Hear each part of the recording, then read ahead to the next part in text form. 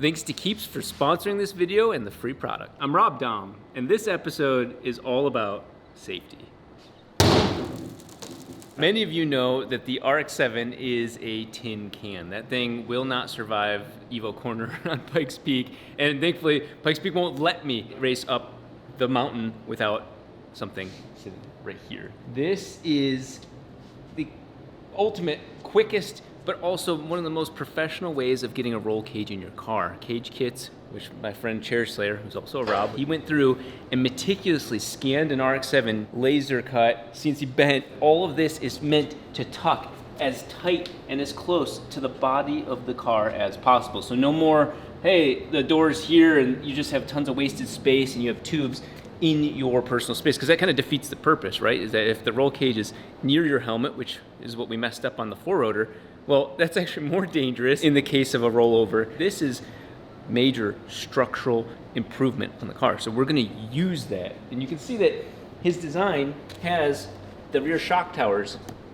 built in. Not only do we have the main hoop going over me, but he also has these almost like gusseted pieces that will strengthen and triangulate the cage itself. This bar replaces the bar in the dash, and it's almost in the exact same spot. So the steering rack and the steering column will mount to it, the dry sump tank will mount to it. So this is really one of the biggest reasons we want to get this in now. This car is going to weigh a little bit more than it used to. With all the weight we're removing out of it, it'll actually overall weigh less. I'm gonna be so much more safe in the car. So we're gonna go ahead and start fitting it, see what we're looking at.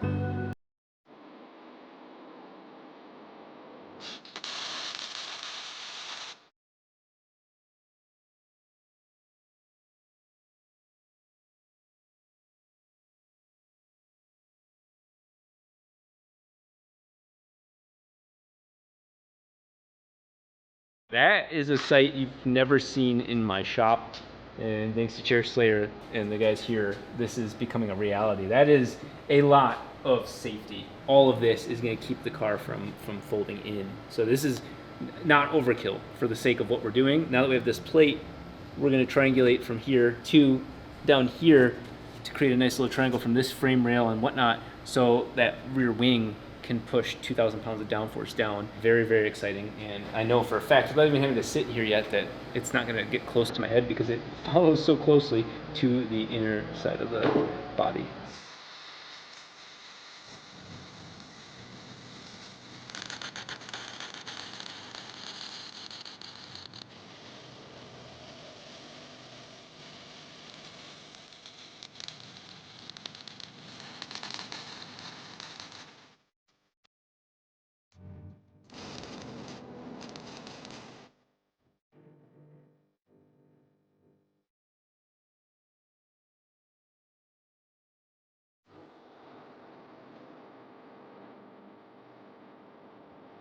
There's no bar, except there is. Ryan's holding the first bar that goes near my head, hidden right there, and we can kind of see it right here. He was just showing me that when we welded the floor back in, we had to add metal to get it to work, and so this would have fit flush. It works on the other side, but this side, because of our New Jersey roots and rust, we're gonna have to do some modification for this. But that said, you can see the marks for the door bars, and this is tucked pretty nice and clean. Most importantly is this notch right here, or mark right here, is the bar that will then go straight across, hold the steering column up, hold the oil system up, hold the computer up. It's kind of why we're moving this way, so we kind of need it badly.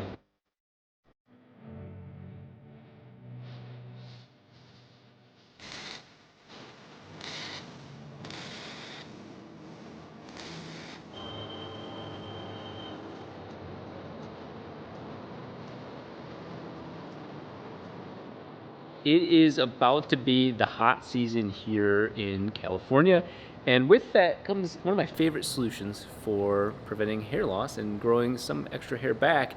Minoxidil. Keeps not only has the tried and true version, but they also have other versions as well. A month and a half ago, I started taking it, and instead of having it just in my hair, I had it working for me. That's all hair regrowth, and you know, it's about an inch a month or something like that, half an inch a month. All of that is because of having more options thanks to Keeps. I've already been a huge vocal supporter of Keeps for preventing hair loss, but I had focused more on some of the other solutions that were easy to take and maintain. Well, with new choices and Keeps always on the cutting edge of that, this made it even better for my lifestyle on the go, and the results straight up speak for themselves. Even filled in my eyebrows a little bit more too, coincidentally. Keeps has just year after year for me shown the results of preventing male pattern related hair loss. Go to Keeps' website. It is facts. I'm 40, and by the age of 35, 2 out of every 3 men end up having significant male pattern related loss, and that is this hair. Here I am 40, and it's coming back again. Thanks to Keeps for sponsoring this video. Hair loss stops with Keeps. For a special offer, go to keeps.com/RobDahm to learn more. That's keeps.com/RobDahm. Here is a sneak preview of what we are going to be unveiling later, but we have to use it to test fit the base of the vehicle because it actually extends the length of the steering column. And that was one of the things that many of you noticed, and I knew from the beginning, is that the steering wheel was just so far away from me that I had to reach for it. Now this, on the other hand, is very close to me. That looks good.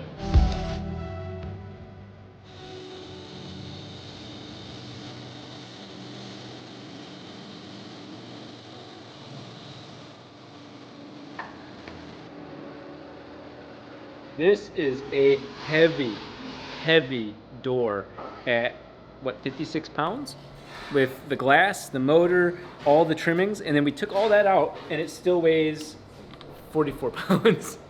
Ethan and Ryan have found just how wide the door bars are now. I love not having this next to me, not feeling claustrophobic. Not that I'm a claustrophobic person, I just hate that. We've got a lot to cut out of this door. These door bars, as you might be able to tell, go to the skin out here. Even if I didn't want to cut this bar out, it's still probably gonna have to be cut out because it's just not gonna fit. So just start cutting it until he can finally close the door.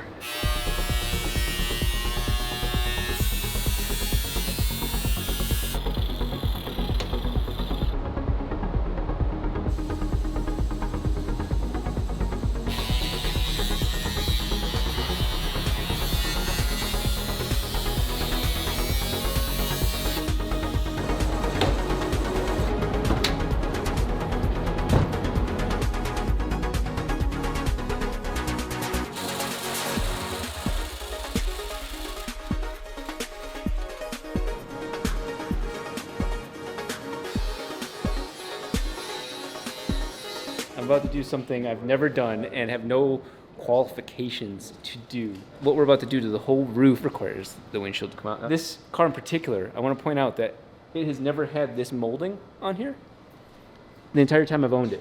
And that has driven me nuts. I have this very thin rod, basically what I would want to do to Joel when he's squeaking in his chair while he's editing. I just want to... Do I really do that? Yeah, you do.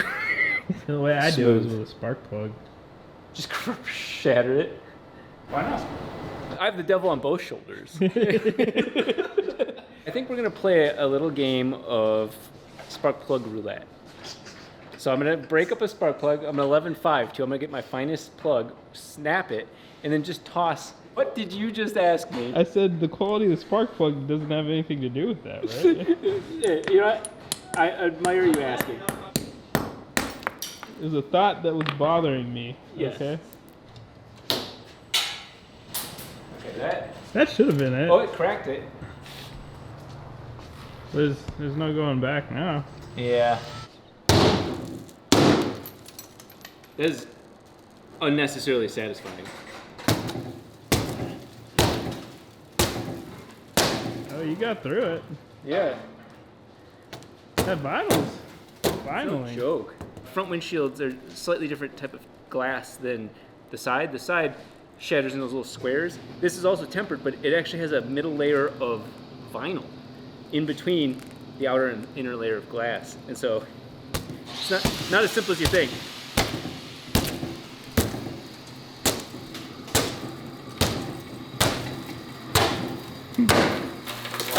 There, you did it.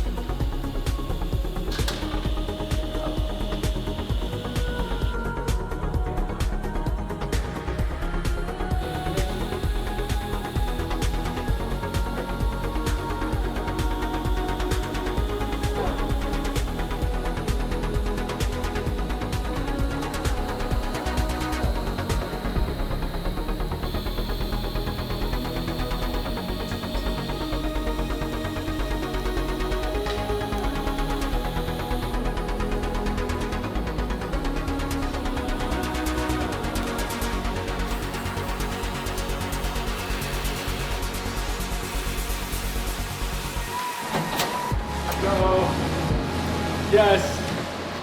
So you stand on at 2 pounds. You say 2 pounds? 2 pounds. Yeah, I went from like 13 to 2. Yeah, let's see. Let's see. That's it. This I am giving a go at. Optic armor. This whole car is going to get so much lighter, but I also have no idea the negatives of having Lexan. I've never ran it before, but it's putting glass replaceable. What the hell? What the hell? You had to cut them. You have to completely cut them. Oh my god. No. Because I was prepared for something stupid like that, kept the Wow. existing ones. For the sake of time, cut these out with a proper bit. Ethan has completely gutted both of our doors because of the roll bar doors. And so the motor can't be in there. None of the stock stuff can be in there anyway, so might as well have a more permanent, safer solution, which is actually the Lexan.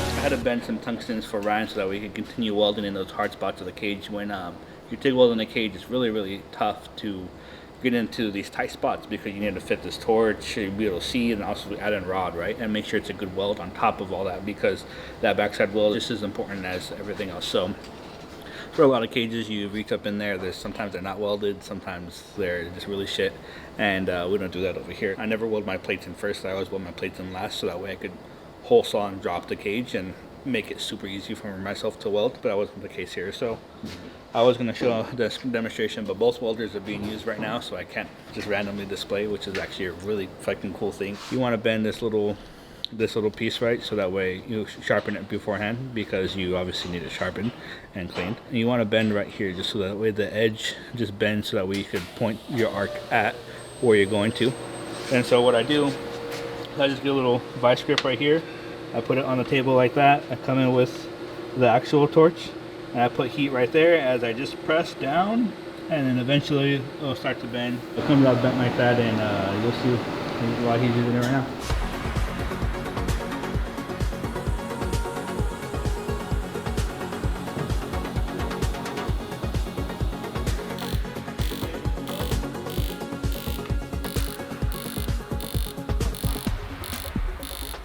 Along with the bending of the tungsten, when you're in a bent spot, like, it's really hard to get gas coverage, especially around the tube. Argon's heavier than air, so it wants to kind of fall over and do some weird shit. And so when you're up and doing weird angles like this, gas does weird things. So Ethan is using the other welder, just providing more gas coverage, so that way he could weld, because he wasn't getting any gas coverage with that. Nice. We all know Harbor Freight stuff is super cheap. I've been wanting to sandblast the shit out of this car for a long time. I hate seeing all the good stuff going in with some rust still there. So we're gonna go ahead, we got a little 20-pound tank thing. It was dirt cheap, and I'm sure it's gonna break, it's leaking. But we're gonna see if it can take the undercoating off of a spot real quick. Since there's tons of shit on the floor anyway, I'm not too worried. And if it does, we know that today, tomorrow, and the next day, we're gonna be using it to take the whole car down.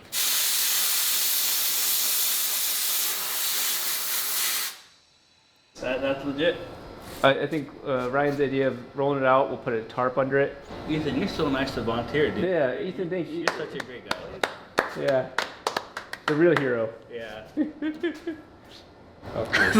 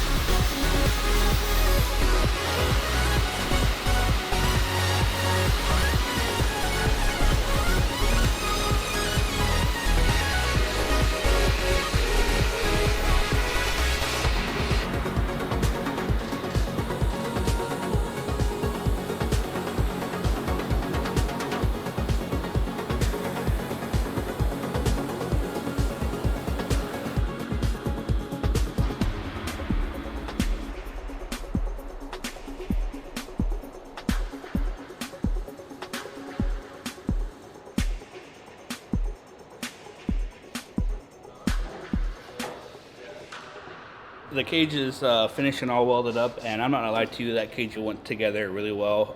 The cage kits was by far the best cage that I've put together, even Saul put together. I've done like 2 or 3 pre-bent cages before, and they've never fit this good. With that, I know everyone's gonna be asking, oh, how come I didn't weld it up? The truth is that the shop is growing, which is such a amazing thing. There's so much stuff to get done. It's honestly just impossible with what used to just be me and Rob, that we're trying to do things that huge shops take years to accomplish or even get to.